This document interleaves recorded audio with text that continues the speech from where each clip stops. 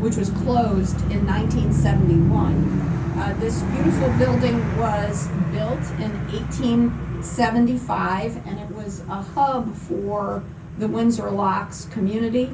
In World War II, many of the servicemen and women left to begin their service at this train station, and I'm very proud to tell you that when Ella Grasso traveled to Hartford for her inaugural ceremony, the first time she was elected in 1975, she left from this station to travel to Hartford for her swearing in. The governor and I are very thrilled to support this project.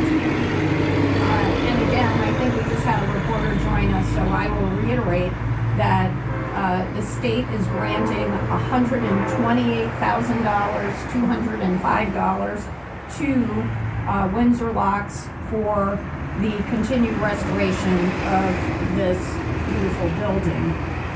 This is one of 93 projects that the state of Connecticut is supporting for a total of $11 million.